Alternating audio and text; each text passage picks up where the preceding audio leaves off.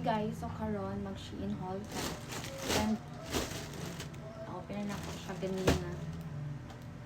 So ako siyang ipatanaw ninyo. Then ato na siyang i-fit later. Ano siya ang purse. And ano siya kay dress. Salty siya. Nice. Next is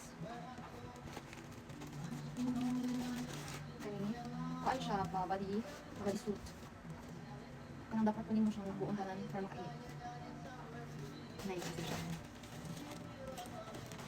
Then next is this pang blackpink. Or ribbons. I'm not sure. Cute. Next is so same lang siya. Same lang siya. Gray na siya. Gray. Next. Oh.